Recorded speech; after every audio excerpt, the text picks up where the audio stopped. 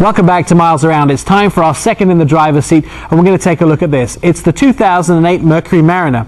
Now, this Mercury Mariner has two close cousins. They are the Mazda Tribute and the Ford Escape. Now, although the underpinnings are very similar in all three vehicles, the exterior and the interior styling cues are completely different. Dennis? When the Mercury Mariner was first introduced in 2005, by standards, it was actually late to the SUV party.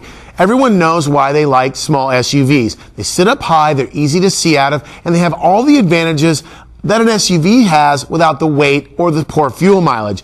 Now, the all-wheel drive hybrid version was introduced in 2006. All new for 2008, this particular vehicle now is setting the example for Mercury to be that upscale version. A little bit more aluminum, a little bit more upscale cues in and out. We're going to take a look at those on the inside, but first, let's take a peek under that hood.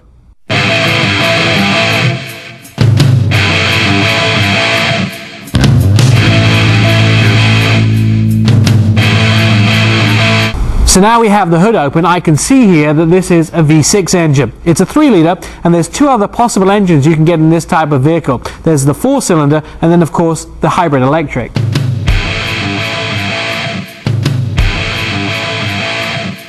Henry Ford, a very long time ago, said you can have it in any color you want as long as it's black. And I have to agree, any vehicle in black paint looks better. Now you take that with the waterfall grille that Mercury is known for, and it's one of their signature items. You add it to the integrated front marker light and headlight combination that really does clean up the front of this little Mariner, and it flows throughout the vehicle. There's a very monochromatic feel about it, and it goes all the way to the back.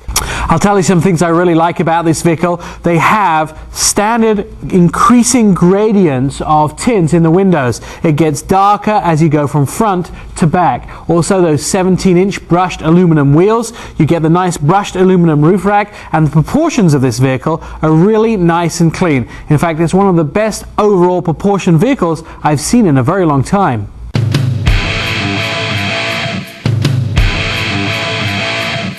Moving on to the interior of the Mercury Mariner, Ford and Mercury have both done their job and their homework when it comes to egress and ingress.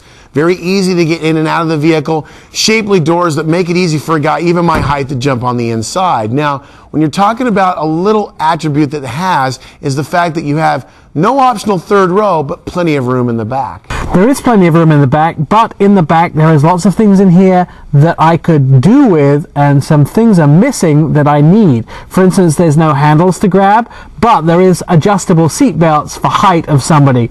Interior wise, the actual middle of the seats is very significant for Mariner, and this particular Mercury Mariner is the fact that they're in a suede, and that suede is a signature of this vehicle. It's roomy in the back, but it also could do with a few extra luxuries just to make it a level playing field with other vehicles in its class.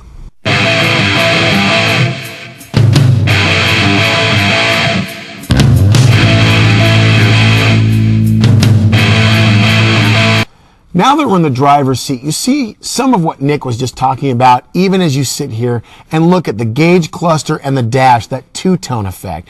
Mercury has a great multimedia system when it comes to something that you can plug in your iPod to. It has satellite available radio. It even has heated front seats.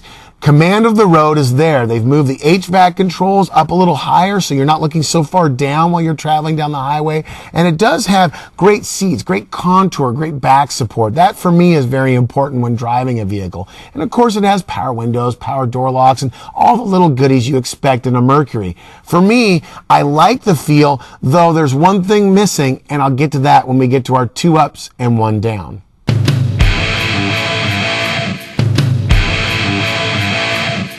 We've come to that part of the show when we tell you how we feel about the vehicle. So Dennis, round everything up and tell me how you feel about the 2008 Mercury Mariner.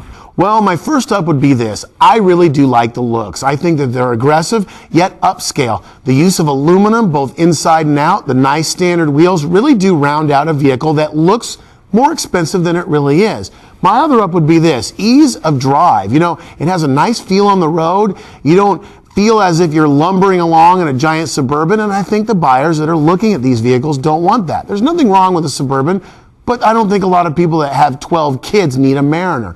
My downside would be this. At this price point and no standard sunroof, I mean, it just should be there. there's little things that should be there at the price point that I think that should be included when you buy this type of vehicle. My two ups for this vehicle are the simple thing that it fits perfectly into its category.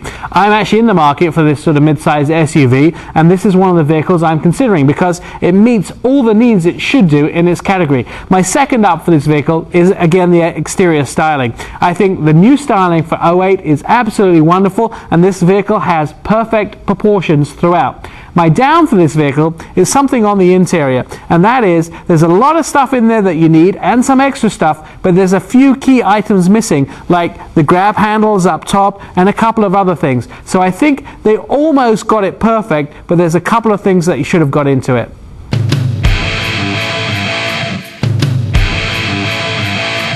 The 2008 Mercury Mariner Premier comes standard with a 3-liter dual overhead cam V6 and a 4-speed automatic transmission. Its base price is $25,380 with an as-tested price of $29,945. EPA ratings for both city and highway were not released at test date.